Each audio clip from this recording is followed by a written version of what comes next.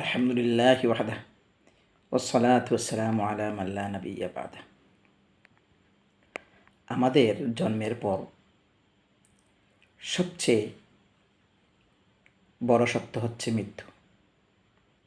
জন্ম যখন হয়েছে, মৃত্যু আমাদের হবেই, 2 দিন আগে অথবা পরে।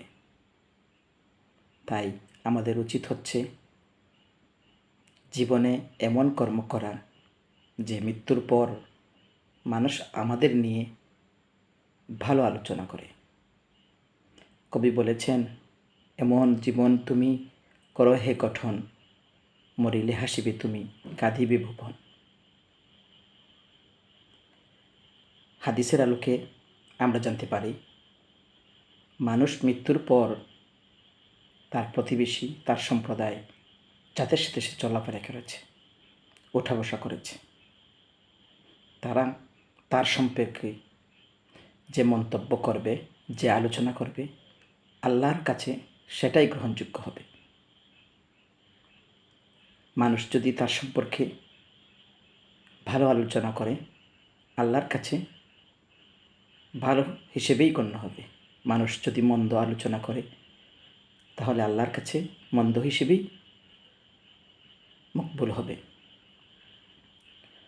হাদ্দাসানি সুলাইমান ইবনু হারবিন ক্বালা হাদ্দাসানা হাম্মাদ ইবনু যায়দিন আন সাবিতিন আন আনাস রাদিয়াল্লাহু তাআলা আনহু আন্নাহু ক্বাল মাররা আলা নবী সাল্লাল্লাহু আলাইহি ওয়াসাল্লাম বিজানাজাতিন ফাআথনাউ আলাইহা খায়রান ফাকালা ওয়াজাবাত থুম্মা মাররা বিউখরা ফাআথনাউ আলাইহা শাররান আও ক্বালা গায়রা যালিকা ফাকালা ওয়াজাবাত ফাকিলা ইয়া রাসূলাল্লাহ قلت لهذا وجبت ولهذا وجبت قال شهادة القوم المؤمنون الشهداء المؤمنون شهداء الله في الأرض। হযরত আনাস রাদিয়াল্লাহু তাআলা আনহু বর্ণনা করেন, একদা রাসূল সাল্লাল্লাহু আলাইহি ওয়াসাল্লামের পাশ দিয়ে একটি জানাজা অতিক্রম করে। মানুষ এই জানাজা সম্পর্কে ভালো আলোচনা করার পর রাসূল সাল্লাল্লাহু আলাইহি ওয়াসাল্লাম বলেন ওয়াজাবাত, অর্থাৎ মানুষ যে ভালো আলোচনা করেছে, আল্লাহর কাছে এই মৃত ব্যক্তি সম্পর্কে এই ভালোটাই গ্রহণযোগ্য হয়েছে। অতঃপর রাসূল সাল্লাল্লাহু আলাইহি ওয়াসাল্লামের পাশ দিয়ে অন্য একটি জানাজা অতিক্রম করে মানুষ এই জানাজা সম্পর্কে মন্দ আলোচনা করে অথবা মন্দ বিষয়ে কথা বলে। রাসূল সাল্লাল্লাহু আলাইহি ওয়াসাল্লাম বলেন ওয়াজাবাত, অর্থাৎ এই মৃত ব্যক্তি সম্পর্কে মানুষ যে মন্দ আলোচনা করেছে, আল্লাহর কাছে এই ব্যক্তি সম্পর্কে মন্দ হিসেবেই গ্রহণযোগ্য হয়েছে।